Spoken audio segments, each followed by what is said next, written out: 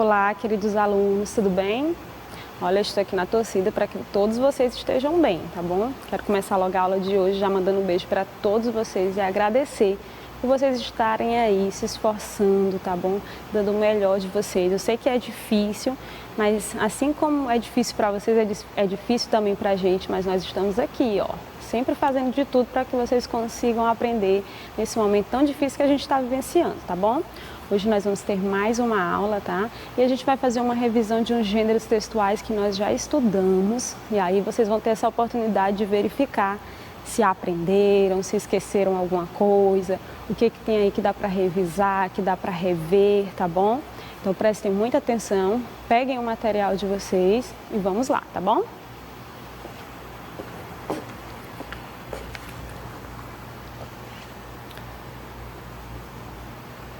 Como eu disse, a nossa aula de hoje é uma aula que a gente vai conhecer um pouco mais, mas também vai reviver alguns gêneros textuais que nós já estudamos, tá bom?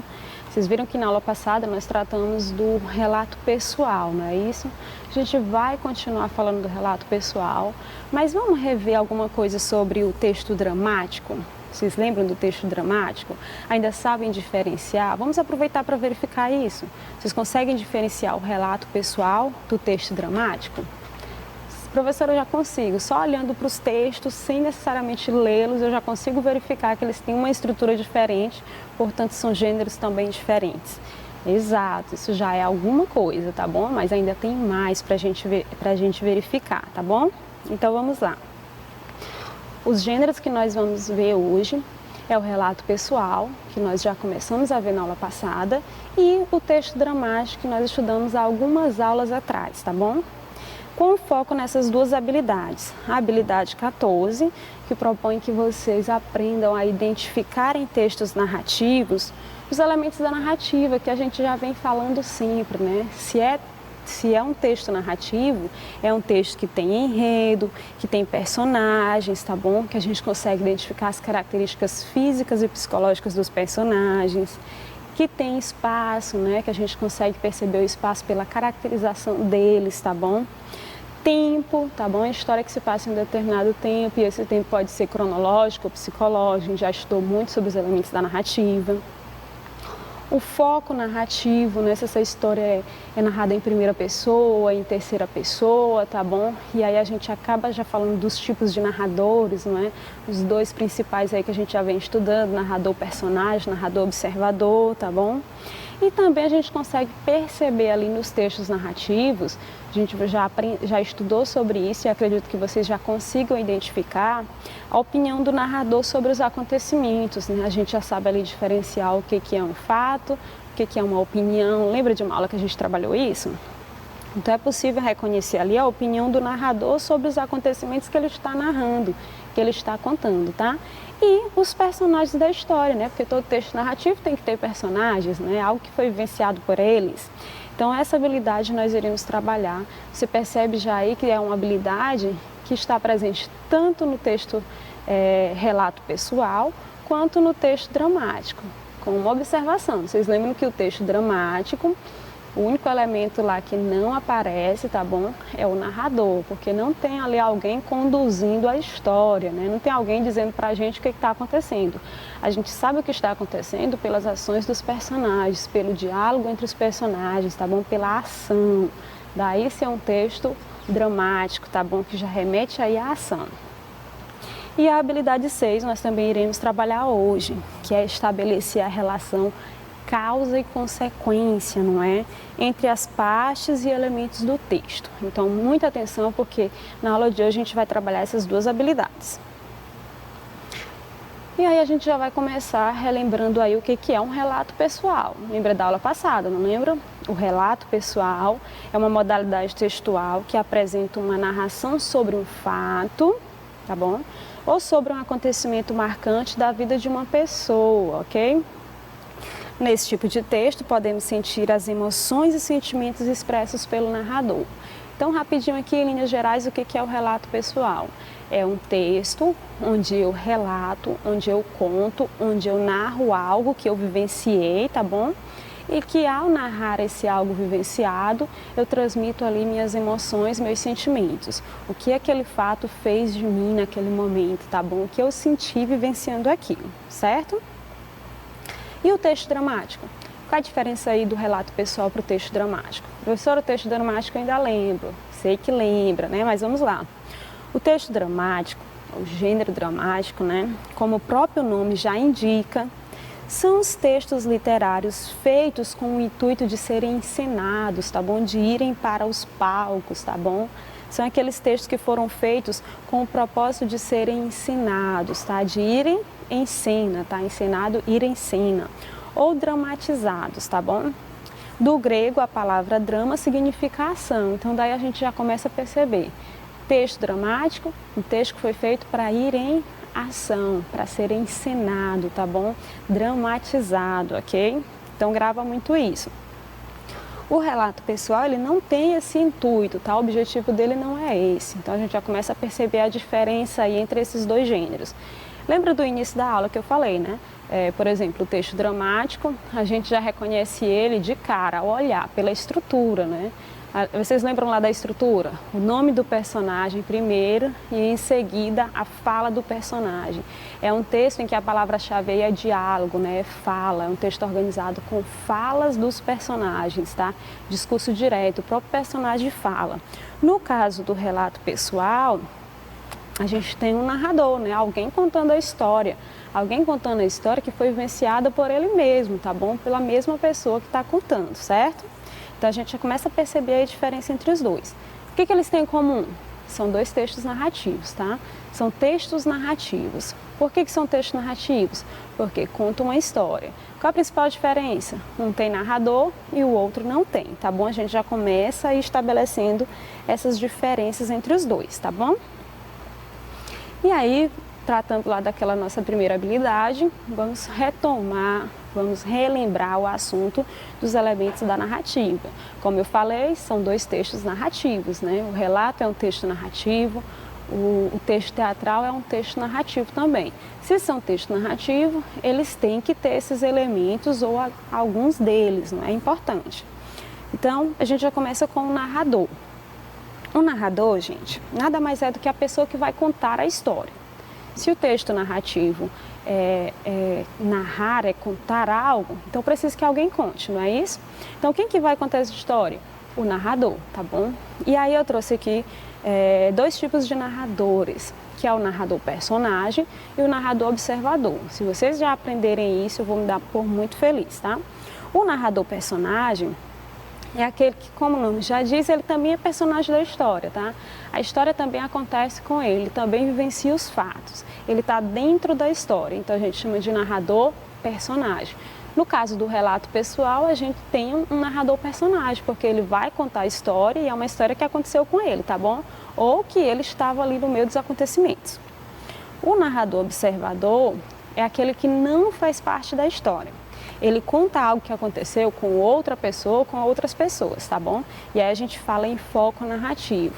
O texto é narrado em terceira pessoa, tá bom? Mas lembre, relato pessoal tem narrador. Texto dramático não tem narrador, tá bom? Mesmo os dois sendo textos narrativos. Não há uma obrigatoriedade que diz que para ser narrativo tem que ter todos esses elementos, tá bom? Mas tem que ter alguns deles. O outro elemento são os personagens, né? Que é um elemento muito importante, tanto no relato quanto no texto dramático, no texto teatral, a gente vai ter personagens, que é com quem acontece a história, os fatos, tá bom?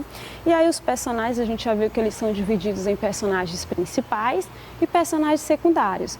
Os personagens principais, já deixei aí bem destacado para vocês, são os protagonistas e os antagonistas. Protagonistas são os bonzinhos, né? São os principais ali, para quem a gente normalmente torce, né?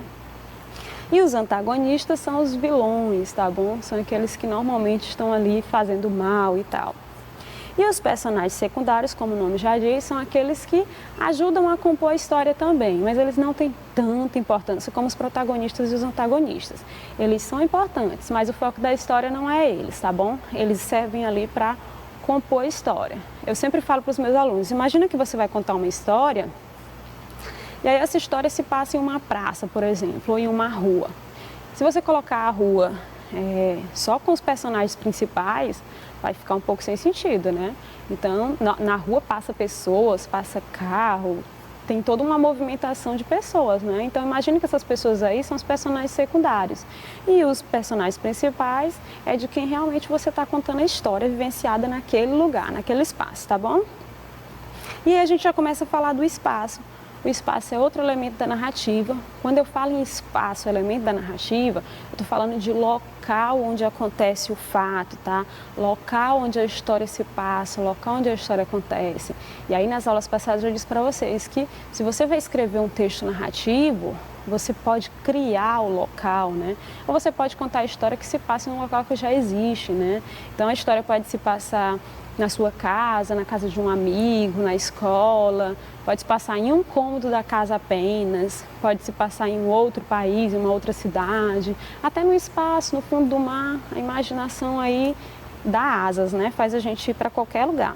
Então já tem esses 3 elementos aí: narrador, personagens e espaço. Os outros 2 é o tempo e o enredo, tá bom? O tempo, quando eu falar em tempo, lembra quando a história se passa, tá bom? Quando é que ela acontece? E aí quando a gente fala de tempo, a gente tem 2 tempos, tá bom? Narrativos, que é o tempo cronológico e o tempo psicológico. Quando vocês falarem em tempo cronológico, quando vocês forem procurar nos textos narrativos, essa história, o tempo é cronológico ou psicológico? Você vai verificar o seguinte: se a história se passa em um tempo que é possível medir em horas, em dias, em semanas, meses, décadas, então nós estamos diante de um tempo cronológico. É uma história que é linear, né? Tem ali um início, um meio e um fim, tá bom? Então, se vocês puderem perceber isso, estão diante do tempo cronológico. Mas se vocês não puderem perceber isso, ao notar que a história ali se passa de acordo com a memória, com as lembranças de quem está contando a história, tá bom? Dos personagens também, aí vocês estarão diante de um tempo psicológico. E o enredo é o desencadear dos fatos, tá? É a essência da história, do que a história realmente trata, tá bom? E aí no enredo a gente tem uma aula praticamente só para ele, né? Para os momentos da narrativa, como vocês já viram lá, tá? Que o enredo ali tem as partes, tem a situação inicial, o conflito, não é? O clímax e o desfecho, que a gente também já teve uma aula sobre isso. Vai relembrando aí, tá bom? Então, estes são os elementos da narrativa. Estão presentes no relato pessoal? Estão presentes no relato pessoal, porque o relato pessoal é um texto narrativo. Tem um narrador, alguém contando uma história, tem personagens com quem a história acontece, né? Se passa em um determinado local, tem um enredo, né? Tem uma história ali a ser contada, tem uma essência aquela história, se passa em um determinado tempo. No texto dramático, o texto teatral, tem elementos da narrativa? Tem. Tem os personagens, tá bom? Tem um local onde a história se passa, tem um tempo, tá bom? Um determinado tempo, tem o próprio enredo, né? O único elemento que a gente não vai encontrar no texto teatral é o narrador, tá bom? Porque a gente não precisa de alguém contando uma história. A história se conta de acordo com as ações dos personagens, tá bom? A fala dos personagens. Gravem isso, tá bom? Aprendam. E aí sobre a outra habilidade, que é a habilidade 6, que procura fazer com que vocês, alunos do 6º ano, aprendam a estabelecer a relação de causa e consequência entre as partes e os elementos do texto, tá bom? E aí vamos lá, eu trouxe aqui um exemplo para a gente entender qual é essa relação de causa e consequência. Como vocês podem observar aí no slide de vocês, olha só. Quando a gente está lendo um texto, a gente percebe que acontece fatos, né? Tem algo que acontece ali na história. Esses fatos, eles são provocados, eles têm uma causa, eles têm um motivo ali, tá? E eles geram uma consequência, tá bom? Então, essa relação de causa e consequência que vocês têm que aprender a observar nos textos, nas partes dos textos, tá? E não é difícil não, tá bom? Olha esse exemplo aqui, ó. Se eu digo assim: o homem é tão desrespeitoso com a natureza que o desaparecimento da fauna e da flora tornou-se uma realidade. Eu até já destaquei aí em cores diferentes, tá? Quando eu digo que o homem é desrespeitoso, é desrespeitoso com a natureza, isso vai gerar uma consequência, não é? Qual é a consequência do homem ser desrespeitoso com a natureza? Quando o homem desrespeita a natureza, quando ele não cuida da natureza, quando ele age de maneira agressiva com a natureza, desrespeitosa, vai gerar uma consequência. Qual é a consequência? O desaparecimento da flora, o desaparecimento da fauna, certo? Prejudicar ao meio ambiente, tá bom? E isso é uma coisa que se torna realidade. Por exemplo, imagine, se o homem vai lá e toca fogo em uma área verde, aí numa floresta, por exemplo, vocês puderam até observar algumas notícias relacionadas a isso. Se eu toco fogo em uma área dessa, eu vou ter uma consequência. Qual é a consequência? Acabar com a flora e com a fauna daquele lugar. Matar tanto as plantas quanto os animais, tá bom? Então, essa relação de causa e consequência que vocês podem observar nos textos. E a gente vai ver isso também no nosso texto hoje, tá bom? Deu para entender direitinho essa relação de causa e consequência que vocês devem observar nas partes do texto, tá bom? Que você estiver lendo. E aí, só para a gente aplicar tudo isso no gênero que nós estamos estudando, tá bom? Apesar de hoje a gente falar de relato pessoal, de texto dramático, só vai dar tempo a gente trazer um desses textos. E aí eu escolhi o relato pessoal, aquele que a gente já viu na aula passada, para a gente reconhecer nesse texto as duas habilidades que eu acabei de falar para vocês. Tanto aquela que trata dos elementos da narrativa, quanto esta que trata da relação de causa e consequência, tá bom? E aí aquele mesmo livrinho de vocês, caso vocês tenham, tá bom? Se não tiver, não tem problema, o texto está aqui no slide, tá aí as páginas, tá bom? E já é aquele texto que nós vimos na aula passada, tá bom? Que é o relato pessoal do Bartolomeu, tá bom? Com o título aí, A Carta do Mundo. Vamos reler para a gente relembrar? Talvez vocês não recordem aí que foi da aula passada, mas vamos lá. A Carta do Mundo. Minha memória sempre me leva a visitar a minha primeira sala de aula. Já vão reconhecendo aí os elementos da narrativa, tá bom? Sinto como se jamais tivesse saído de lá. Meu coração entra em desassossego sempre que penso naquele lugar. Minha escola foi meu primeiro nó para iniciar toda a costura entre meu tempo já vivido e meu tempo ainda sonhado. Eu me assentava na primeira carteira. Estar perto da professora era poder apanhar o seu giz quando caía ou apagar com pesar o quadro para outras lições. Mas que letra! Sua escrita era um desenho e eu tentava imitar sem sair das linhas do caderno avante. Estar na primeira fila era poder escutá-la melhor, de mais junto, e não deixar que as suas palavras caíssem por terra. Não perder nada de sua sabedoria era sempre o querer de todos. E quando a professora desenrolava o mapa do mundo e prendia no prego da parede, 2 ouvidos pareciam poucos. Ela apoiava o dedo em um ponto escolhido e nos dizia que vivíamos ali. Eu olhava pela janela e tinha medo do tamanho do mundo. Depois ela passeava a régua sobre o mapa, nos falando de ilhas, de mares, de montanhas e de outros povos que já viviam antes de nós. Nunca descobri a idade do tempo. Eu me sentiria só diante da Carta do Mundo se Dona Maria Campos não estivesse do meu lado me preparando para desvendá-lo sem temer os abismos. Eu morava numa casa com bananeiras, laranjeiras, mangueiras, vacas no curral e ninhos de ovos no meio do mato. Nas aulas de aritmética, a professora nos ensinava a dividir as dúzias de bananas, as dúzias de ovos, os litros de leite, as mangas, tudo em partes iguais. Não havia problemas, mas o prazer em somar, dividir, multiplicar e subtrair. Pedro ganhou uma laranja com 10 gomos e dividiu com Ana. Com quantos gomos cada um ficou? E se a laranja tivesse 11 gomos, nós partíamos o outro gomo ao meio e continuávamos cúmplices.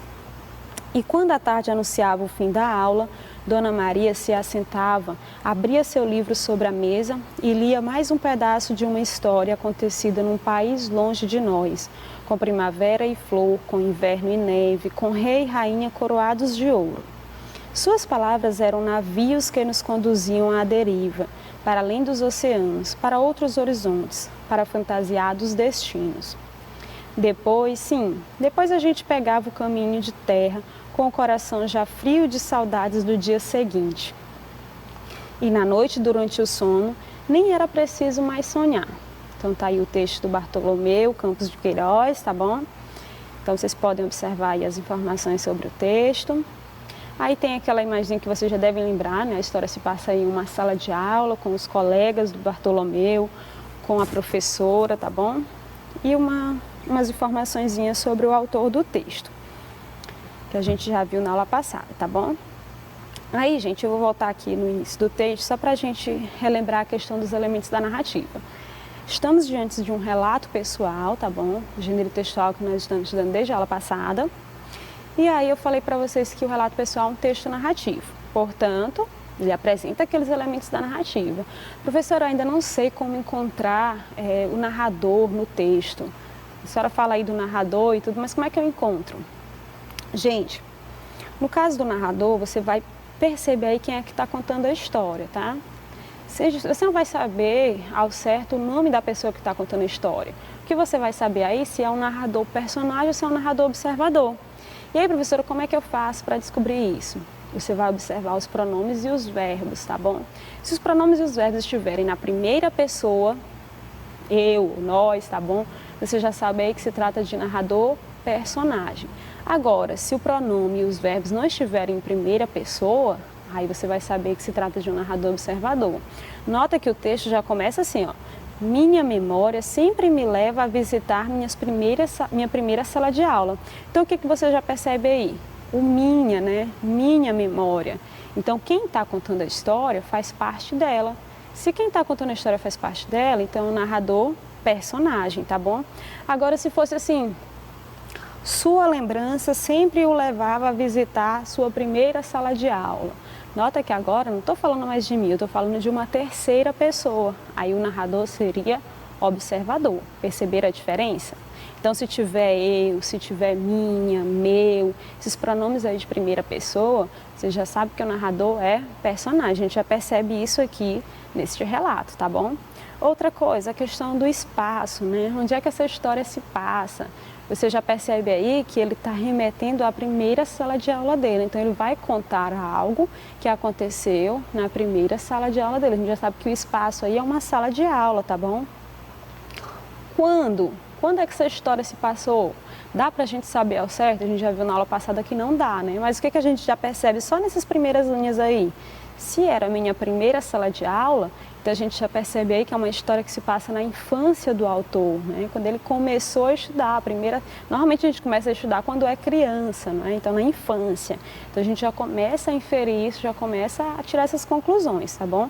Então eu já vou percebendo aqui os elementos da narrativa que eu falei, o narrador, o espaço, o tempo. Outra coisa, com quem que essa história se passa, né? Quem são os personagens? A gente já começa a perceber aqui que tem o narrador, não é? Que já é um personagem, a professora de quem ele lembra, né? Os outros colegas da turma que não aparecem muito, mas a gente sabe que não era só ele na sala de aula. Aí o que a gente já percebe aí? Que o narrador, os personagens principais é o próprio narrador, não é?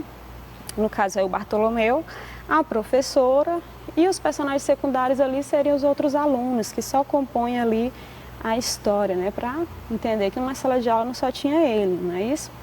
E o enredo, né? O assunto, do que a história trata, né? Da infância do narrador, dos primeiros dias, das primeiras aulas, né? Primeira sala de aula dele, o que acontecia lá, tá bom? Na infância. E a lembrança da professora, não é isso? E aí vamos fazer uma atividadezinha? Primeira questão diz assim, ó. Identifique no texto a Carta do Mundo, que a gente acabou de ler, os seguintes elementos da narrativa. Eu já comecei a fazer isso, vamos ver se vocês prestaram atenção. Quem é o narrador, não é?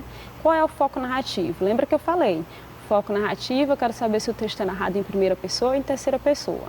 Se o texto foi narrado em primeira, narrador personagem. Se o texto foi narrado em terceira pessoa, narrador observador. E eu já sei que vocês já responderam, né? Já estão dizendo aí. O texto é narrado em primeira pessoa, logo o narrador é um narrador personagem. No caso aí, quem está contando a história é o Bartolomeu Campos, né? Que ele vai relatar os momentos da infância dele, tá bom? É um relato pessoal, então ele está contando algo que vivenciou durante a sua infância. Quem são os personagens, né? Com quem que essa história se passa, com quem que essa história acontece? Também falei ainda há pouco e eu tenho certeza que vocês prestaram atenção. Com quem que a história se passa? com o próprio Bartolomeu Campos, né? Ele vai contar aí o que foi que aconteceu nos primeiros anos escolares dele, né? Na primeira sala de aula dele. A professora, né, de quem ele fala muito no texto, porque ele lembra com muito carinho, né? E a gente já descobre lá lendo o texto que o nome da professora era Dona Maria Campos, tá? E os demais alunos, que não dá para a gente especificar, mas a gente imagina que tinha esses outros alunos, porque em uma sala de aula não tinha só ele e a professora, certo? Então estes são os personagens principais, o Bartolomeu e a professora. Secundários, os demais alunos, né? O tempo e o espaço, a gente viu naquela aula passada que o tempo e o espaço eles não são apresentados com, digamos assim, com muitos detalhes, né? A gente não tem exatamente certeza de onde é essa escola, de quando foi que isso realmente aconteceu, tá? Mas a gente pode dizer que o tempo aí no caso é um tempo psicológico, né? Porque tem a ver com as memórias, com as lembranças dele, não é? Quando foi que essa história realmente se passou, é de acordo com a lembrança dele. Ele está já adulto e relembra algo que vivenciou no passado, tá bom? E o espaço da narrativa, a gente só pode dizer que é uma sala de aula, né? A primeira sala de aula do Bartolomeu, tá bom? Na questão 2, diz assim: identifique no texto lido trechos que apresentem a relação causa e consequência. Lembra lá do início da aula? Então, tem um fato, tá? Algo que aconteceu. Esse algo foi gerado por algo, tem uma causa, né? Algo que causou ele. E isso gerou uma consequência, lembra lá? E aí até deu o exemplo lá para vocês das atitudes do ser humano, né? Se o ser humano desrespeita a natureza, isso é uma causa, né? Vai gerar uma consequência. Qual é a consequência? Acabar com a flora e com a fauna, não é isso? Dei até o exemplo lá das queimadas. E aí, no caso do texto que a gente acabou de ler, vocês conseguem observar isso? Vamos voltar um pouquinho aqui para ver se é possível encontrar alguma relação de causa e consequência. Eu queria pegar aqui o exemplo em que ele fala o seguinte, ó. Olha aí já na segunda linha. Meu coração entra em desassossego sempre que penso naquele lugar. Então, olha só. Quando o Bartolomeu pensa naquele lugar da infância dele, isso gera uma consequência. Qual é a consequência? O coração dele entra em desassossego, não é isso? Então a gente já começa a perceber essa relação de causa e consequência estabelecida aí nas partes do texto, né? Tem mais. Por exemplo, por que ele sentava na primeira carteira, né? Qual era a consequência disso? Sentar na primeira carteira para ele tinha uma finalidade ali, tá? Não era uma coisa assim aleatória, tá? Então qual é a consequência aí dele sentar na primeira fila? Bom, quando ele sentava na primeira fila, ele podia estar mais próximo da professora, né? Ele podia apanhar o giz quando caía, ele podia apagar o quadro quando a professora pedisse, né? Então, tem uma consequência. Essa é a relação que eu tinha falado para vocês. Estabelecer ali uma relação de causa e consequência nas partes do texto. E aí vocês podem usar aqueles dois exemplos que eu coloquei, mas podem encontrar mais no texto, tá? Porque o texto é recheado dessas relações, tá bom? Até coloquei aqui, ó. Meu coração entra em desassossego sempre que eu penso no lugar. Sempre que ele pensava no lugar, isso gerava uma consequência. O coração entrava em desassossego, né? Sentar na primeira carteira, né? O fato dele sentar na primeira carteira gerava uma consequência. Qual era? Estar mais perto da professora, apanhar o giz quando caía, apagar o quadro, tá bom? Então essa é a relação causa e consequência que vocês podem observar. Mas tem mais no texto, vocês podem encontrar mais. Quando estiverem lendo, fazendo os textos de vocês, as atividades de vocês, prestem atenção nisso para encontrar, tá bom? E aí, gente, por hoje é só. Eu espero que vocês tenham compreendido, tá bom? Tenham percebido aí sobre esses dois gêneros textuais, tenham aprendido sobre as duas habilidades, tá bom? Tenham percebido a diferença entre os dois gêneros e relembrado o que a gente já vem estudando há um bom tempo, tá? Fiquem sempre relembrando, sempre revisando, porque é muito importante que vocês façam isso para o aprendizado, tá bom? E aí eu espero que vocês tenham gostado. Na próxima aula a gente continua, revisem esses assuntos e vocês vão aprender, tá bom? Beijos, até a próxima aula.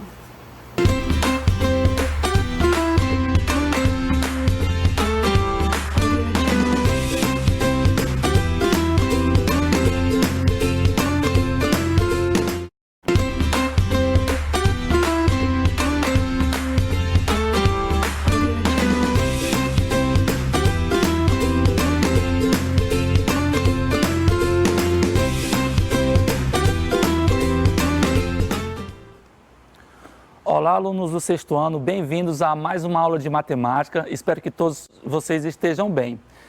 Dando continuidade ao conteúdo das unidades de medidas, já passamos pelas medidas de comprimento, já passamos pelas medidas de tempo e hoje falaremos a respeito das medidas de massa, o famoso peso que muita gente chama. A gente vai utilizar o livro, como de costume, já temos feito isso, e como de costume também, as nossas aulas se dividem em dois tempos. O primeiro tempo a gente passa um vídeo falando sobre o assunto e na sequência a gente retorna para o nosso exercício. Tudo bem? Então vamos para o nosso vídeo de hoje.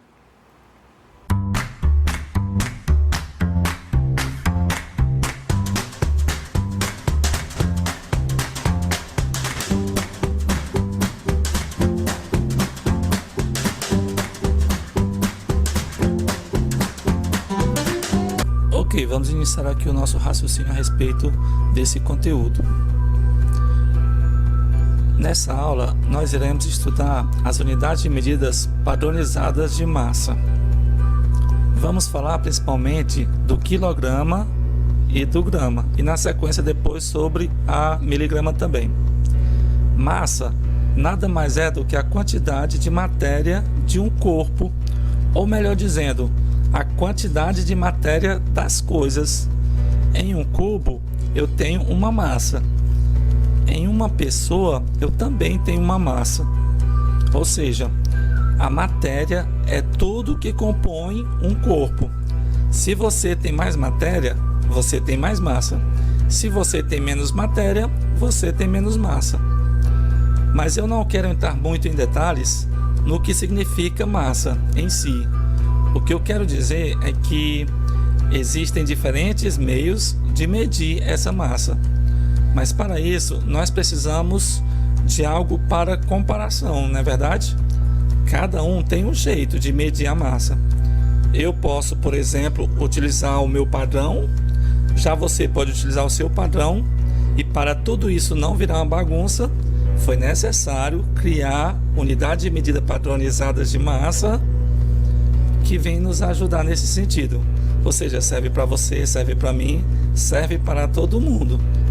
E as principais unidades de medida são o quilograma, que nós abreviamos como kg, e também o grama, que é a unidade principal, que nós abreviamos somente com o G. Provavelmente você já observou essas unidades no seu dia a dia, não é verdade? Quando você vai no mercado comprar legumes, como por exemplo a cenoura. A cenoura, ela não tem um preço específico por cada unidade.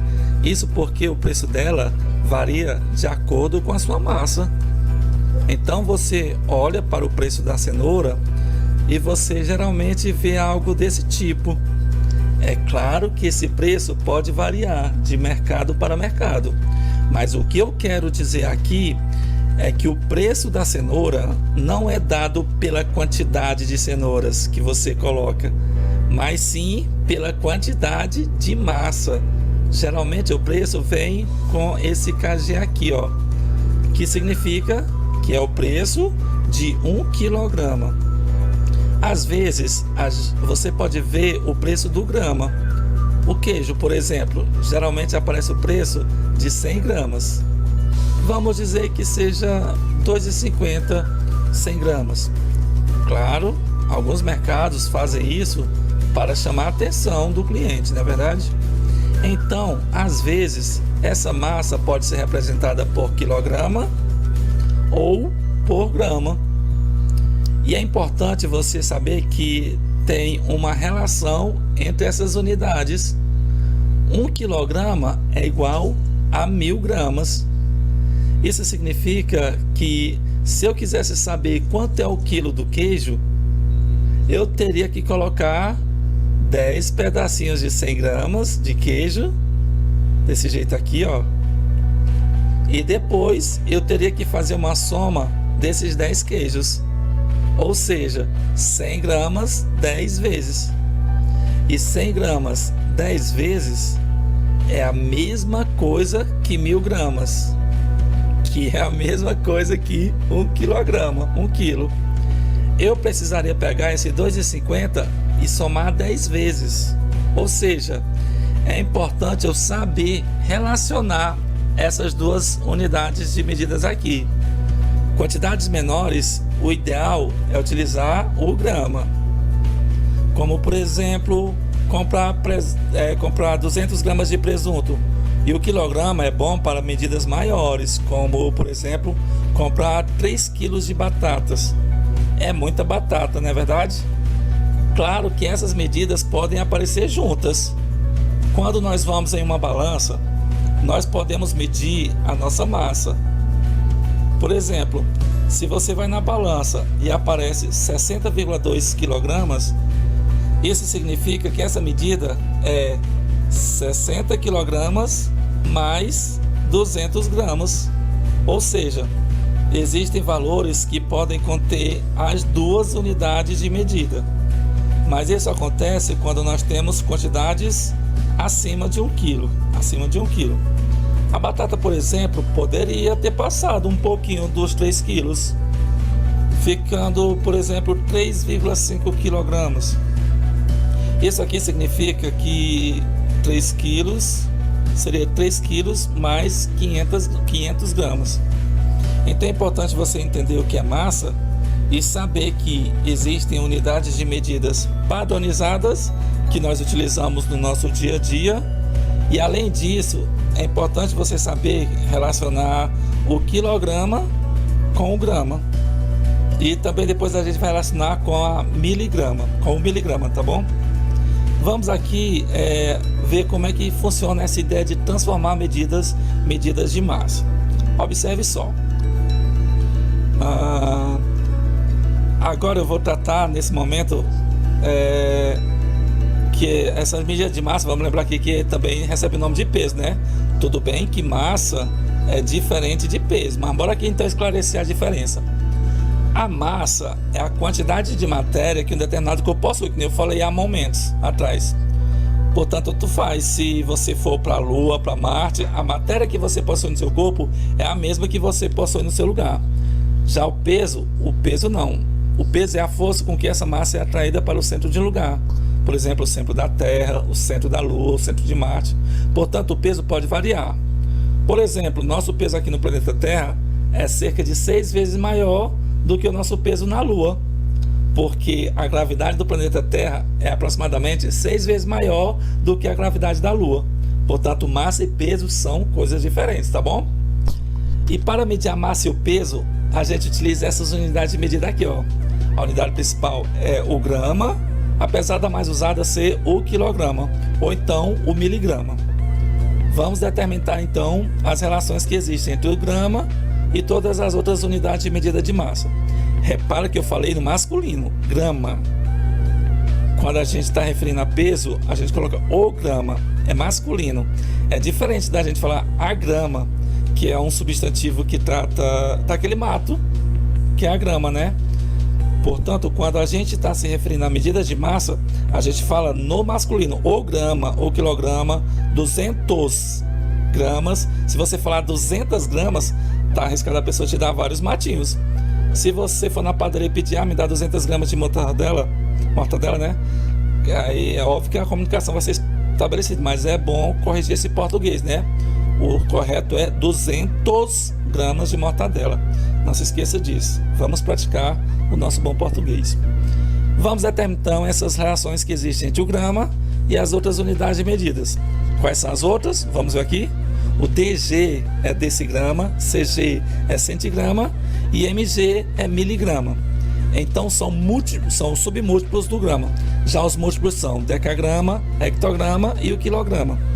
Portanto, 1 grama é a mesma coisa que 10 decigramas, que 100 centigramas e a mesma coisa que 1000 miligramas. 1 miligrama normalmente é utilizado para remédios, não é verdade? Comprimidos. Grama a gente usa bastante para quando vai na padaria, por exemplo, pedir queijo, presunto, usa o grama. Então vamos ver os múltiplos do grama. 1 grama é igual a 0,1 decagrama, 1 grama é igual a 0,01 hectograma e 1 grama é a mesma coisa que 0,001 quilograma. Ou seja, nós precisamos de 1.000 gramas para obter 1 quilograma. Precisamos de 100 gramas para obter 1 hectograma. Precisamos de 10 gramas para obter 1 decagrama. Já nos submúltiplos, não. 10 decigramas é igual a 1 grama. 100 centigramas é igual a 1 grama. E 1.000 miligramas é igual a 1 grama. Bem, a dica que eu vou dar aqui para vocês, para não esquecer, quando eu ando para a direita na tabela das unidades de medidas de massa, eu multiplico por 10. Portanto, para transformar de quilograma para hectograma, basta multiplicar por 10. De hectograma para decagrama, do mesmo jeito. De decagrama para grama, também. De grama para decigrama, também. Ou seja, toda vez que você pular 1, você multiplica por 10. É importante essa tabela aqui de forma organizada. Já quando se anda para a esquerda, a partir do miligrama, você, em vez de multiplicar, você faz dividir por 10. Cada vez que pular, você divide por 10.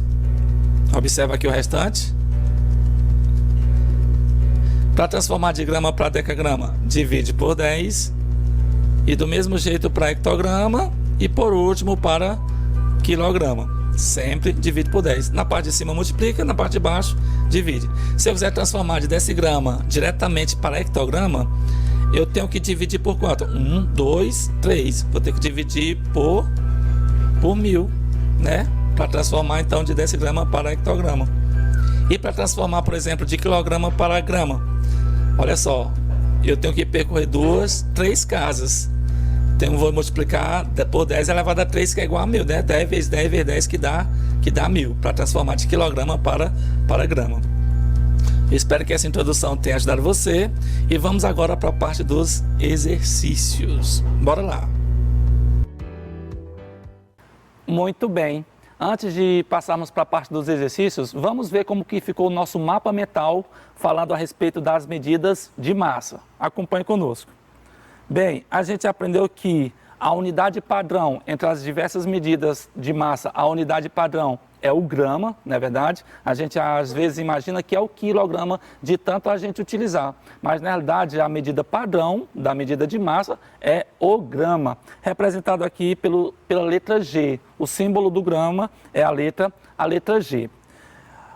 As principais unidades que a gente destacou aqui hoje são o grama, representado pela letra G, o quilograma, representado pela sigla KG, e também o miligrama, representado pela sigla MG. Então, nessa aula, a gente está focando, já que é o nosso descritor 32.1, em que a gente tem que determinar a relação entre as unidades de medidas de massa, destacando-se essas 3, o quilograma, o grama e o miligrama. Então, essas são, no caso, as principais unidades de massa, tá certo? E no momento da transformação, a gente vai perceber que a principal relação, que no caso envolve essas 3 unidades, são 1 quilo corresponde a 1.000 gramas, 1 quilo corresponde a 1.000 gramas, 1 grama corresponde a 1.000 miligramas, o nome já diz, miligrama quer dizer que é o grama dividido em 1.000 partes. Então, 1 grama corresponde a 1.000 miligramas e, baseado na nossa atividade que a gente vai já resolver, eu queria acrescentar que 1 tonelada corresponde a 1.000 quilogramas. A gente ainda não tinha visto isso na aula de hoje, mas vamos lembrar que 1 quilo corresponde a 1.000 gramas, 1 grama corresponde a 1.000 miligramas e 1 tonelada, representado aqui pela letra T, corresponde a 1.000 quilogramas. Então, vamos focar aqui nessas três relações. Tudo bem? E o mais interessante no caso aqui é a tabela das medidas, para que você possa perceber como é que faz para transformar de grama para decigrama, para miligrama, para quilograma. E conforme a gente acabou de ver no vídeo, quando vai de uma medida maior para uma medida menor, você multiplica por 10 conforme a quantidade de casas. E se for o contrário, de uma medida menor para uma medida maior, você divide por 10. Olha só, de quilogramas aqui, a gente pode observar que de quilogramas para grama pulou quantas casas? Pulou um 10, pulou outro 10 e pulou outro 10. Como é a multiplicação 10 vezes 10 vezes 10, dá um total de 1.000. Então, de quilograma para grama, multiplica por 1.000. De grama para miligrama, multiplica também por 1000. Agora, quando é o contrário, de miligrama para grama, divide por 1000, e quando é de grama para quilograma, divide também por 1000. Da medida maior para a medida menor, multiplica, e da medida menor para a medida maior, divide. Tudo bem? Vamos então para o nosso exercício de hoje, que está contido no seu livro, na página 262. Localize aí, por favor.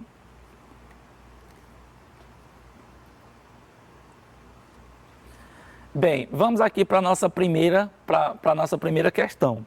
Diz assim: entre as unidades de medida, qual você acha mais adequada para expressar a massa? Vamos lá, na letra A. De um pacote de arroz. Aqui ele está falando qual a melhor unidade de medida. Como aqui a gente está utilizando grama, miligrama, quilograma, e eu acabei de acrescentar a tonelada também, então vamos ver, de acordo com o item aqui, qual a melhor medida para a gente representar cada uma delas. Um pacote de arroz, você acha que dá para falar em tonelada? Dá para falar em grama? Quando você ou sua mãe for comprar arroz no supermercado, qual a unidade que está lá anotado ou informando? Com certeza é o quilograma. A gente compra arroz no quilo. Letra B. Qual a melhor massa para representar a carga de um caminhão? Um caminhão enorme, né? Dá para falar em grama? Dá para falar em quilo? Com certeza não. Qual a melhor unidade mais ideal aqui no momento? Nesse caso, com certeza é a tonelada, representada aqui pela letra T. Letra C. Qual a melhor massa para representar um comprimido? Né? Bem pequeno. Poderíamos falar de grama no caso, mas qual é a unidade que aparece lá? Com certeza é o miligrama. Com certeza é o miligrama. Letra D, para representar ou para medir a laje de concreto. Está aqui um prédio enorme, tem uma laje grande de concreto, de cimento. Qual a unidade mais adequada para a gente utilizar aqui? Parabéns para você que disse tonelada, porque a massa é bastante alta nesse caso. Qual a melhor unidade para representar a massa de uma pessoa? Quando você vai fazer o seu famoso peso, medir o seu peso, no caso aqui, né? Que no caso a gente na realidade está medindo é a massa. A gente vê lá o resultado em quê? Em quilogramas, muito bem. E na letra F, para representar a unidade da massa do ovo de uma codorna. Aquele pequeno, né? Bem menor que o da galinha. Vamos utilizar no caso o quê?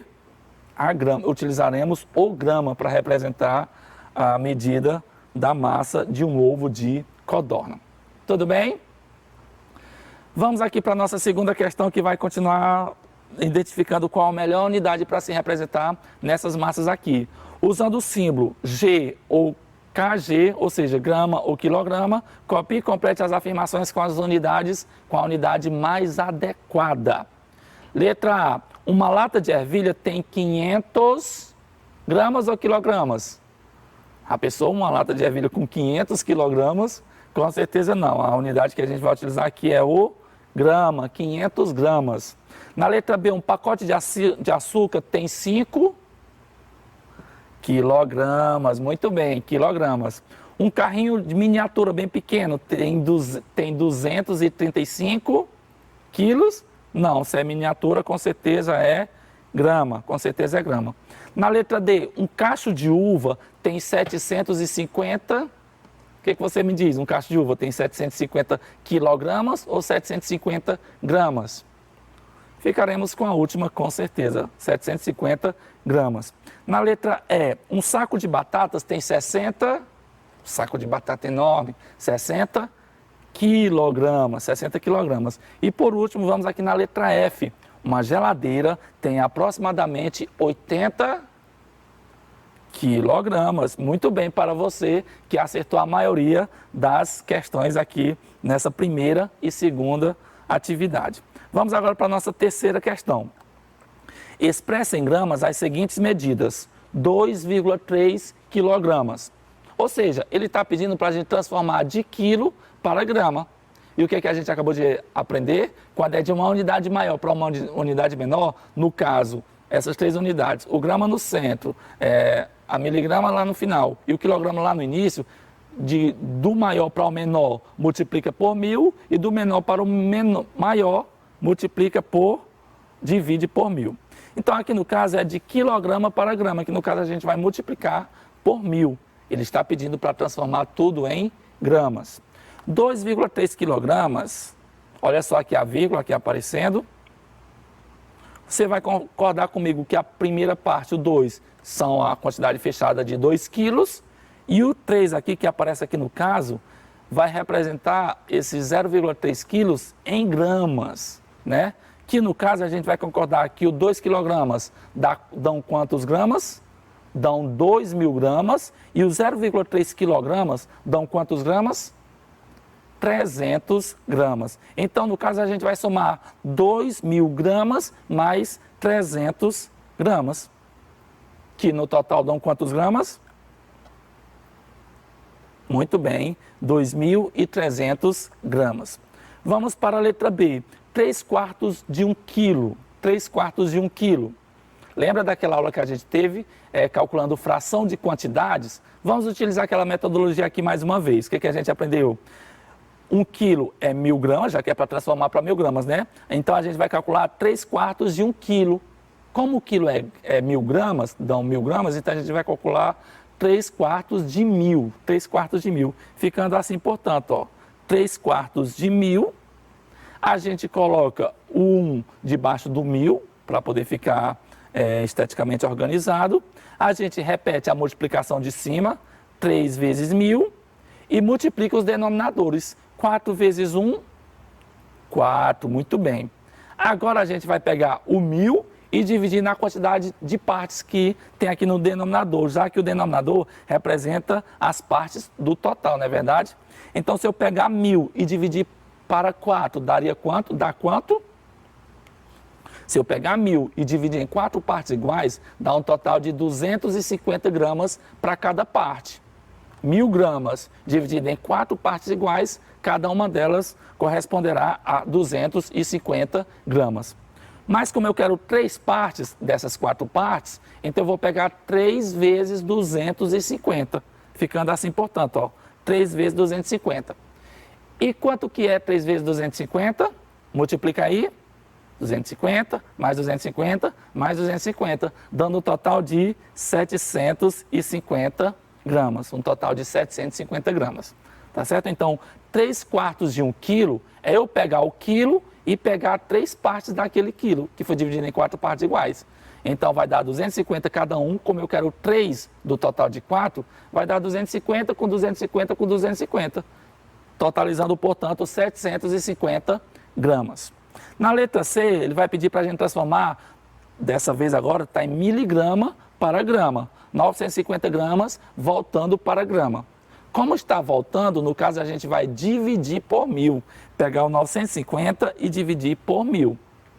Quando você fizer essa divisão, conforme a gente já aprendeu sobre frações que no denominador aparece o 10, o 100, o 1.000, a gente aprendeu que a vírgula volta, não é verdade? Ficando, portanto, se você fizer o cálculo, vai dar 0,95 gramas. Muito bem, aqui na terceira questão a gente pegou o quilo e o miligrama e transformou tudo para grama. Na quarta questão ele está pedindo para a gente calcular quantas toneladas tem uma carga de 83.000 quilos. Uma carga de 83.000 quilos dão quantas toneladas? Aí a gente aprendeu que cada tonelada corresponde a 1.000 quilos.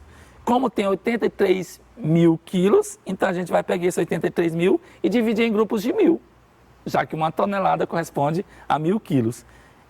E se você fizer essa divisão, 83.000 dividido em grupos de 1.000, obviamente, vai dar um total de 83 grupos. No caso aqui, 83 toneladas corresponde essa carga.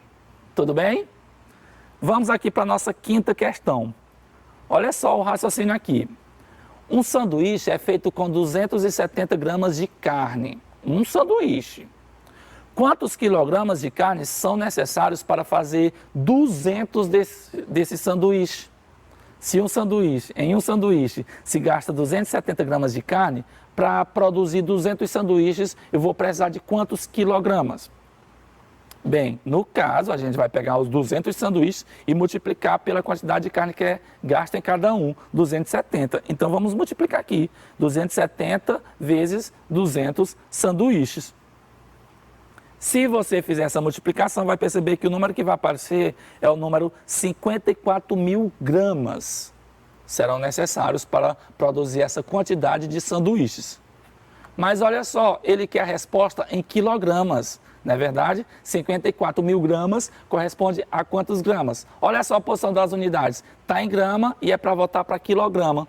Se é para voltar, então no caso eu multiplico ou divido por 1000? Muito bem, divide por 1000. Então eu vou pegar 54 mil e dividir por 1000, que vai dar no caso quantos quilos? 54 quilogramas. 54 quilogramas. Na letra B, quantos desses sanduíches poderiam ser feitos com 17,55 quilogramas de carne? Ou seja, se a pessoa compra 17,55 quilogramas de carne e produz sanduíches de 270 gramas de carne cada um, dá para produzir quantos desses sanduíches? Olha só, 17,55 quilogramas, se eu multiplicar por 1000, vai dar 17.550 gramas de... O total de 17.550 gramas. Mas como eu quero saber quantos sanduíches, então no caso eu vou dividir em grupos de 270 gramas. 17.550 gramas em grupos de 270 gramas vão dar quantos sanduíches? 65 sanduíches. Faça o teste para você ver, faça aí a divisão, como você verá que aparecerá esse número, 65 sanduíches. Muito bem.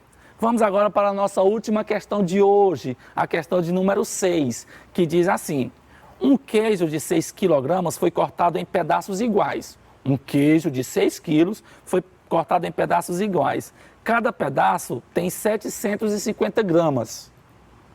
Quantos pedaços de queijos foram obtidos? Ou seja, se eu pegar um queijo de 6 quilogramas e dividir em grupos de 750 gramas, darão quantos pedaços? Bem, observe que o peso total está em quilo e cada pedaço menor está em grama. Então, a primeira coisa que a gente vai fazer é transformar o quilo em grama.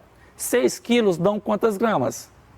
De quilo para grama multiplica por 1000, não é verdade? Então, vai ficar como? 6 quilos é a mesma coisa que 6.000 gramas. 6.000 gramas. E aqui no caso, eu vou pegar esses 6.000 gramas e dividir em grupos de 750 gramas. Deu para entender o raciocínio? Pego o queijo total, transforma para grama, já que os pedaços menores estão em gramas. E aí, no caso, 6 quilos corresponde a 6.000 gramas. Como eu quero, como lá a pessoa dividiu os 6.000 gramas em grupos de 750 gramas, que é o valor de cada pedaço, então, no caso, a gente vai fazer essa divisão, tá certo? 6.000 dividido por 750 gramas. Vê se você consegue fazer essa divisão. Tem gente que utiliza a estratégia de 0 em cima, 0 embaixo, vai eliminando, não é verdade? Mas, por enquanto, você pode fazer a divisão normal. 6.000 dividido por 750 gramas. O seu resultado, com certeza, dará 8. 6.000 dividido em grupos de 750 dá um total de 8 pedaços de queijos, onde cada pedaço corresponde a 750 gramas cada um. Tudo bem? Ok, estamos encerrando por aqui essa nossa primeira aula falando a respeito das medidas de massa. Desde já quero agradecer a cada um de vocês que estiveram aqui conosco. Muito obrigado e até a próxima. Tchau, tchau.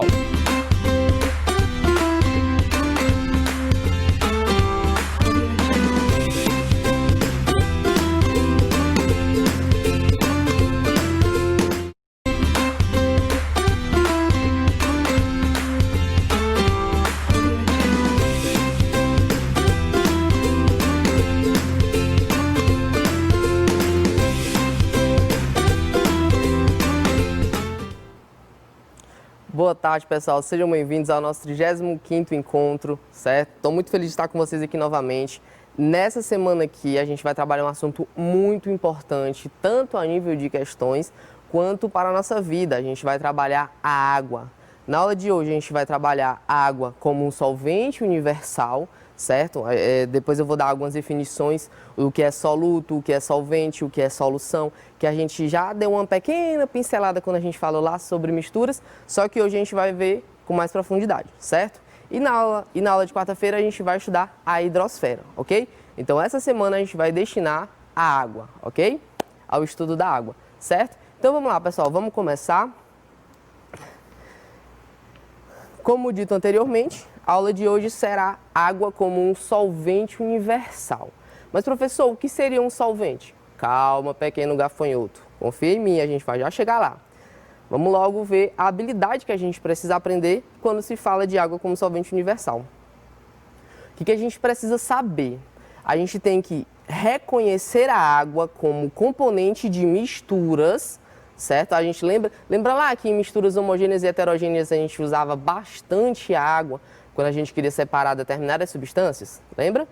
Pois é, a gente também tem que reconhecer processos de separação dessas misturas, certo?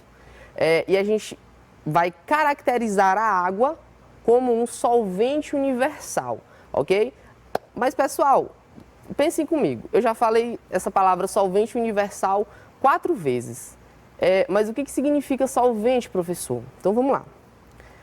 Na página 153, salvo engano, do nosso livro, tem esse texto, certo? Eu até pedi, quando eu falei sobre misturas, eu pedi para vocês lerem esse texto aqui, né, visto que nosso encontro é um pouco curto, não deu para trabalhar esse texto como deve ser trabalhado, ok? Mas na aula de hoje eu separei um tempo especial para ele, ok? Então vamos lá. Preste atenção nessa definição. Solução é o nome dado pelos químicos para qualquer mistura homogênea. Lembra lá de mistura homogênea? Mistura homogênea é aquela que tem uma única fase, ok? Então, solução é isso. Solução é o nome dado pelos químicos para qualquer mistura homogênea. Professor, ainda não ficou muito claro. Tá, vamos continuar aqui. Vamos lá para o 4º parágrafo, onde ele diz assim: quando uma substância... Exemplo de substância, professor? No caso da aula de hoje, água, certo? Quando uma substância é capaz de dissolver outra, costumamos chamá-la de solvente. Guarde essa informação, tá? Guarde essa definição de solução, essa definição que eu acabei de dar sobre solvente. Agora a gente vai para outra definição de soluto, no 5º parágrafo, que diz o seguinte: a substância que é dissolvida no solvente, a fim de fazer uma solução, é denominada soluto. Professor, tenho que confessar para você, ainda não ficou muito claro. Tá bom, vou dar um exemplo para esclarecer as ideias.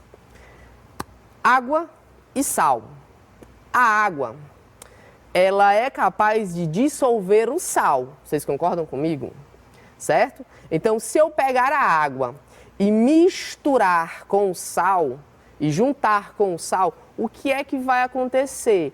Ali eu vou criar uma mistura homogênea. Vocês lembram lá da aula sobre misturas, certo? Então, quando eu tenho água e sal, eu vou ter então uma solução. Lembra lá a definição de solução aqui, ó. Solução é o nome dado pelos químicos para qualquer mistura homogênea, certo? A menos que eu coloque sal em excesso nessa solução, que a gente ainda não está trabalhando isso, vocês vão ver só lá no ensino médio, a gente não precisa antecipar sofrimento. Então, qualquer mistura homogênea é chamada de solução. O exemplo que eu dei foi da água e do sal. Se eu pegar um pouquinho de sal e misturar com uma grande quantidade de água, aquilo ali vai ser formado ali uma mistura homogênea, ok? Então, ali é uma solução, certo? Tá aí o exemplo dado. Mas, professor, e o que é solvente e o que é soluto nesse exemplo que você deu? Então, vamos lá, vamos para a definição de solvente. Olha o que ela diz. Quando uma substância é capaz de dissolver outra, costumamos chamá-la de solvente. A água dissolve o sal. Vocês concordam comigo? Então, a água, nesse exemplo que eu dei, ela vai ser o solvente, certo? Vou repetir. No exemplo que eu dei, a água ela é capaz de dissolver o sal, certo? Então, nesse exemplo, a água é considerada um solvente. Por quê? Porque ela é capaz de dissolver outra, certo? E o sal, professor? O que seria o sal? Vamos para a definição de soluto. A substância que é dissolvida num solvente a fim de fazer uma solução é denominada soluto. Então, vocês concordam comigo também que o sal foi dissolvido pela água, que nesse exemplo é um solvente? Então, a gente considera o sal como um soluto, ok? Espero que tenha esclarecido um pouco essas definições. Inclusive, vocês, no livro de vocês, tem esse texto. Separe um tempinho para ler esse texto com muito cuidado, porque vocês vão usar muito esses termos. Pessoal, vocês não têm ideia de como vocês vão precisar muito saber esses termos aqui lá no ensino médio, quando vocês estiverem estudando química, certo? Então, vamos lá. Continuando aqui. Só recapitulando aqui, resumindo tudo. Para dissolver uma substância, certo? Professor, dá um exemplo de substância. O exemplo que eu acabei de dar, água, sal. Professor, outro exemplo, açúcar, aquele suquinho de pacote, certo? Então, para dissolver uma substância, a água, que é o tema da aula de hoje, ou qualquer outro solvente. Professor, existem outros solventes? Existem. Eu vou já chegar lá, certo? Sofre diferentes interações com o soluto. Então, o solvente ele vai interagir com o soluto, certo? Proporcionando o surgimento de novas ligações. Professor, o que seriam essas ligações? Seguinte, vamos com calma. Pessoal, todo mundo... vocês lembram da definição que eu dei sobre molécula, né? Molécula é o conjunto de átomos, basicamente é isso, certo? Só que esses átomos, eles são ligados, eles são unidos por ligações, certo? Eu não vou me ater muito a isso não, porque vocês vão ver isso mais pra frente, ok? Então, o que acontece aqui? O solvente, ele vai interagir com o soluto. O soluto é uma substância, certo? Formado por moléculas. Essas moléculas, elas têm ligações entre si. Então, o que vai acontecer? O solvente, ele vai interagir com o soluto, proporcionando o surgimento de novas ligações. Mas, eu vou acrescentar uma coisa, também proporciona a quebra dessas ligações, que é o exemplo que já a gente vai ver, que é o que acontece com o sal, ok? Então, repetindo tudo, para dissolver uma substância, a água ou qualquer outro solvente sofre diferentes interações com o soluto, certo? O solvente ele vai interagir com o soluto, ambas são substâncias, proporcionando o surgimento de novas ligações ou a quebra das ligações já existentes, certo? Só um exemplo para ficar um pouco mais claro essa questão dessas ligações. Pessoal, o sal de cozinha é cloreto de sódio. Na, a fórmula química é NaCl. Professor, o que é esse Na, o que é esse Cl? Na é sódio e Cl é cloro. O sódio e o cloro estão ligados. Quando eles entram em contato com a água, o que acontece? É o exemplo dessa imagem aqui. Observe o soluto, que como a gente já viu anteriormente, o soluto vai ser o sal. O solvente vai ser a água. Quando ambos se unem, vão formar a solução, certo? Mistura de sal e água. Observe aqui esse zoom que ele deu nessa solução. Você tem H2O, que são as moléculas da água, certo? H2O é a molécula da água. E você percebe que o cloro e o sódio, perceba aí, Cl, o verdinho e o amarelinho, inicialmente lá no sal eles estavam juntos. Quando eles interagiram com a água, o que foi que aconteceu? A água quebrou essas ligações, ok? Isso aqui que eu estou falando para vocês não precisam aprender agora, certo? O que vocês têm que aprender aqui até agora? A definição entre soluto, solvente e solução, ok? Vocês vão ver isso aqui com bem mais propriedade lá no ensino médio, certo? Só estou lhe mostrando como que funciona mais ou menos, ok? Então, acredito que tenha ficado entendido. E a gente vai continuar. Pessoal, observe atentamente esse texto, esse trecho. A água é considerada solvente universal porque é muito abundante na Terra, certo? Pessoal, cerca de 2/3 do nosso planeta é coberto por água. Aí tem até alguns alunos que perguntam assim, professor, se a maior parte do planeta é formado por água, por que não chama de planeta água? Aí vocês têm que lembrar lá daquela aula que eu falei sobre a origem do nome Terra, certo? Então, só esse primeiro trecho aqui, só repetindo. A água é considerada solvente universal porque é muito abundante na Terra, não só por isso também, tá certo? Ela também é capaz de dissolver grande parte das substâncias conhecidas. Quando a gente vê essa palavra universal, a gente pensa tudo, né? Mas não é que seja tudo. Existem algumas substâncias que elas não se dão muito bem com a água. Exemplo disso daí, professor, vitaminas chamadas lipossolúveis. Vitamina A, vitamina D, vitamina E e vitamina K.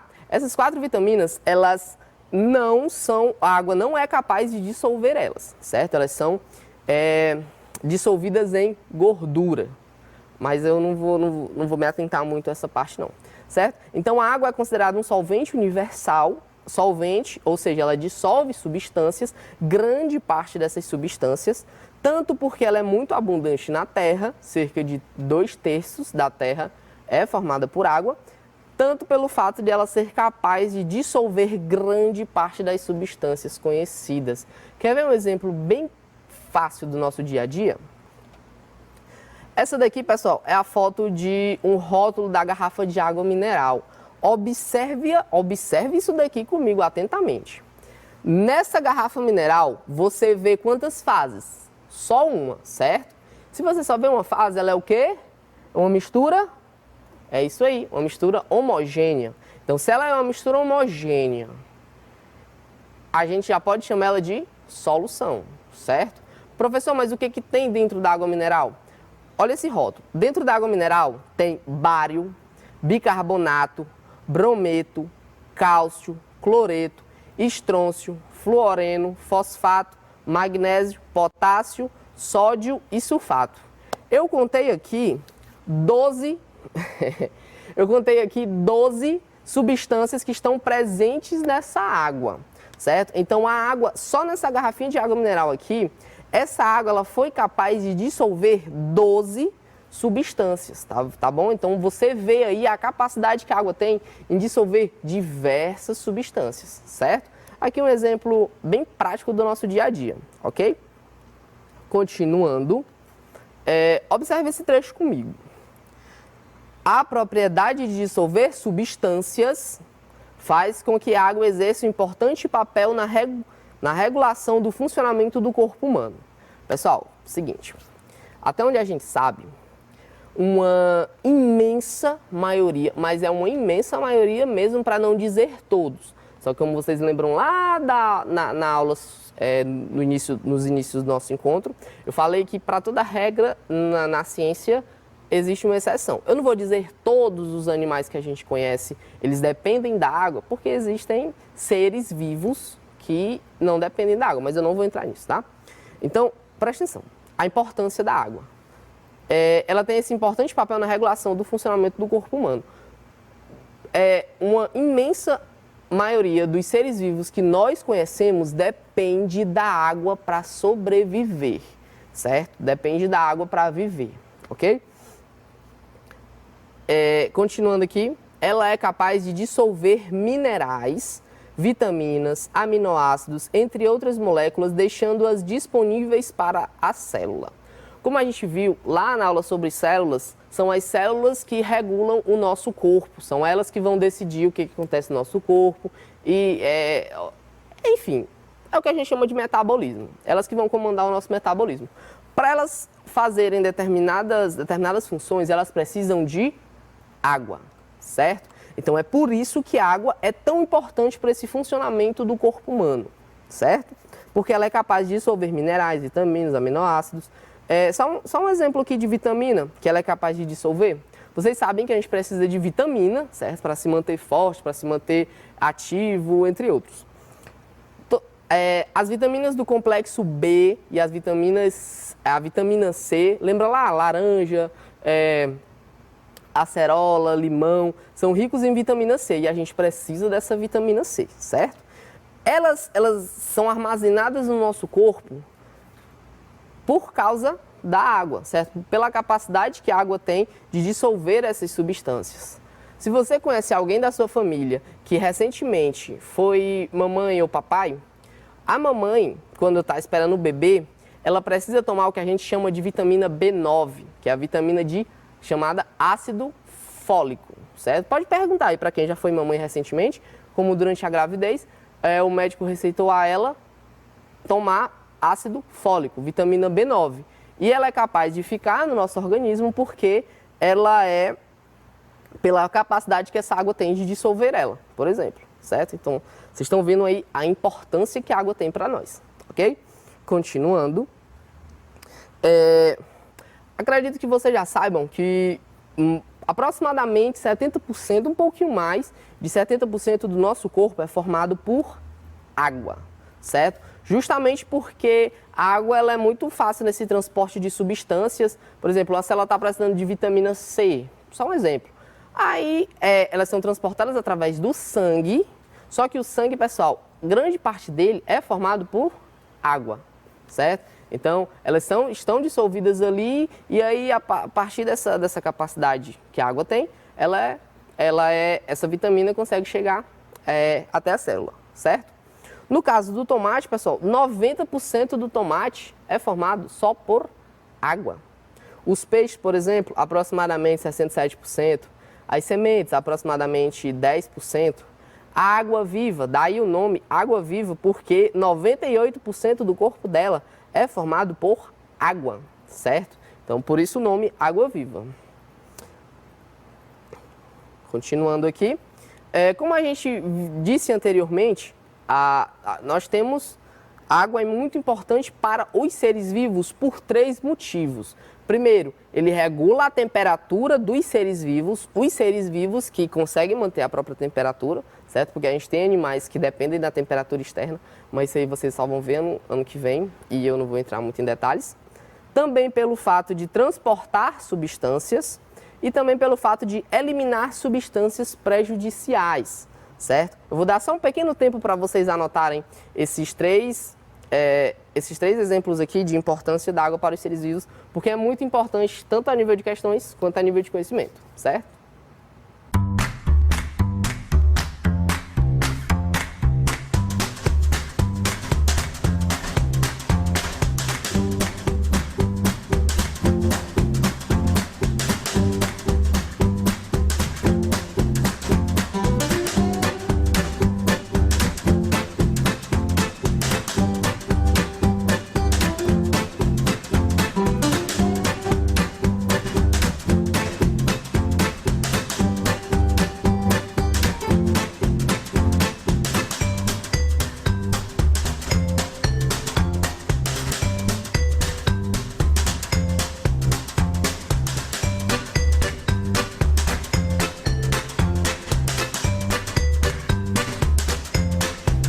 Ok, então vamos lá.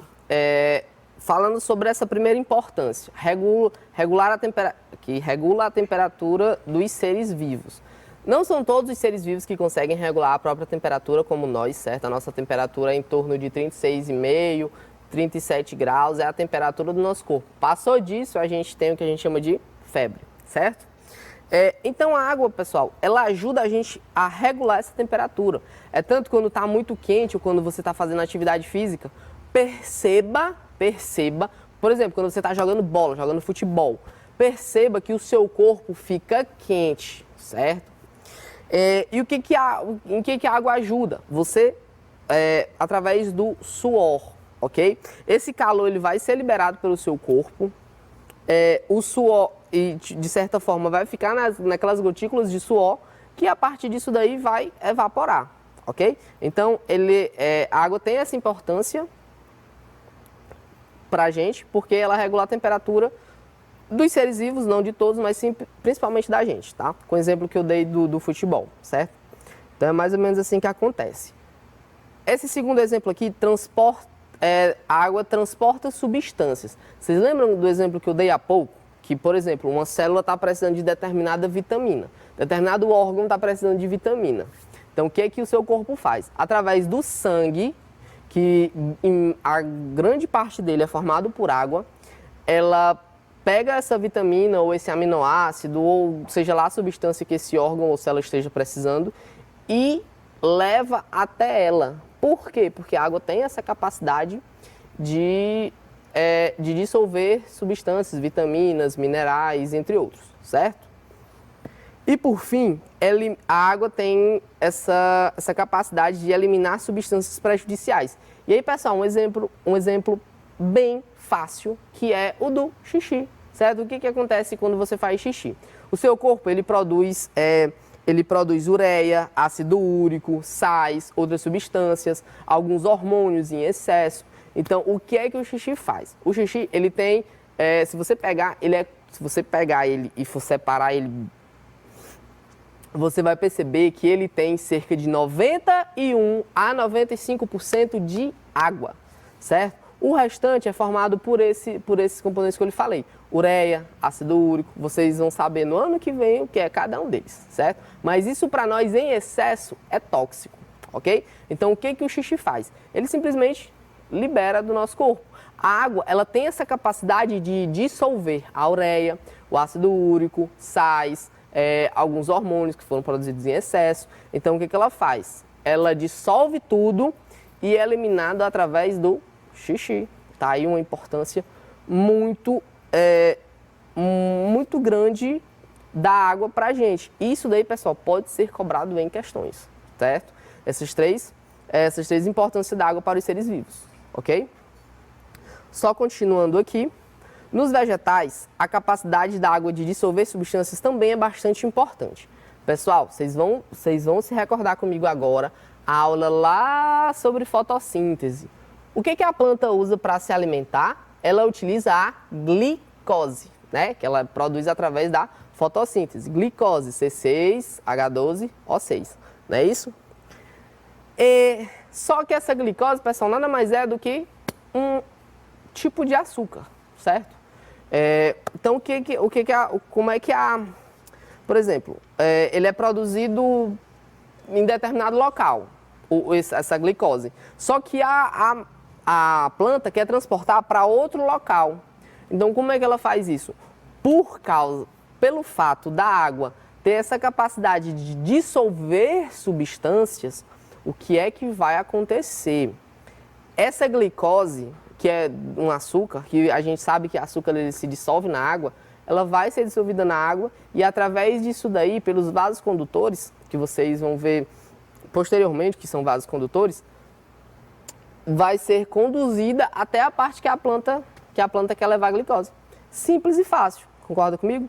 Continuando aqui, os sais minerais absorvidos pela raiz, que vocês lembram também que eu já falei que a planta precisa de muitos sais minerais para o seu crescimento, eles são absorvidos pelas raízes e são levados, dissolvidos na água, certo? Vocês lembram lá que a água também tem essa capacidade de dissolver sais minerais. Eles são dissolvidos em água e a partir disso daí, ele é levado para toda a planta através dos vasos condutores. Certo? Vasos condutores, pessoal, é como se fosse basicamente, certo? É como se fosse, às vezes, o nosso corpo, certo? Basicamente é isso, ok? Eu vou dar um tempinho para vocês copiarem esse trecho, visto que é de suma importância a nível de questões, ok?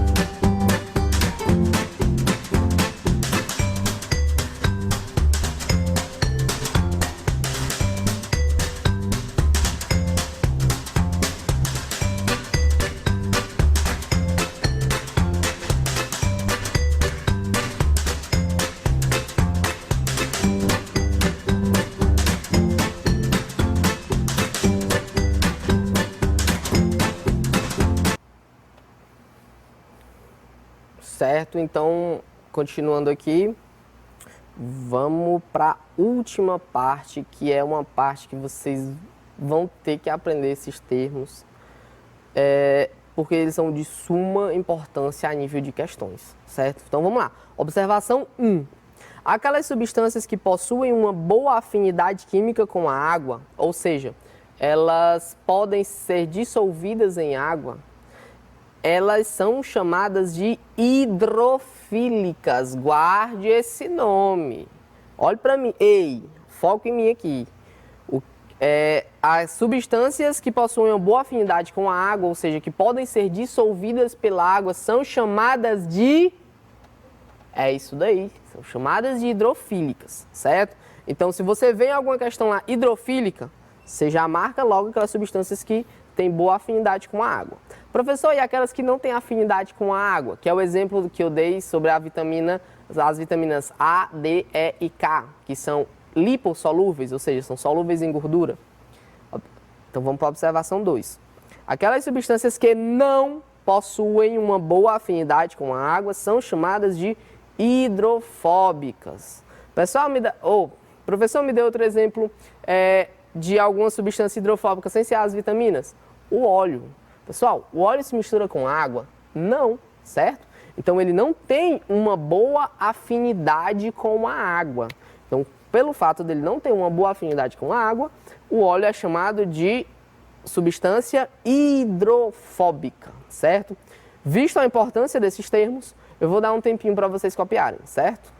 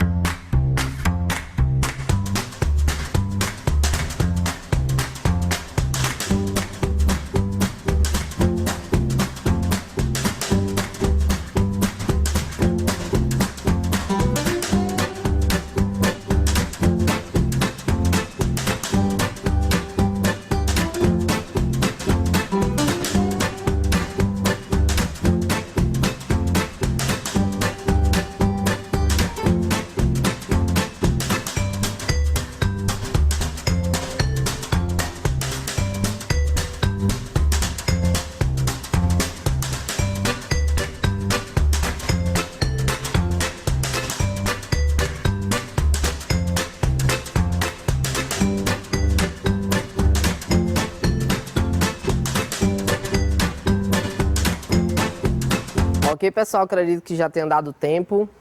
Então, com isso daqui, a gente encerra a aula de hoje, certo? Espero que tenham entendido. Só recapitulando, por que a água é considerada um solvente universal? Porque ela consegue dissolver, certo? Porque a definição de solvente é determinada substância que consegue dissolver diversas outras.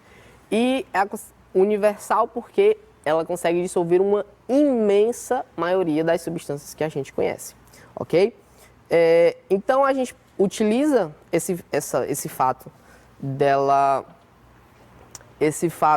dissolver uma grande quantidade de substâncias para a gente, por exemplo, separar misturas, por exemplo que eu dei ali para os seres vivos, certo? Então com isso a gente encerra a aula de hoje, pessoal. Espero que tenham gostado, fique bem e até a próxima.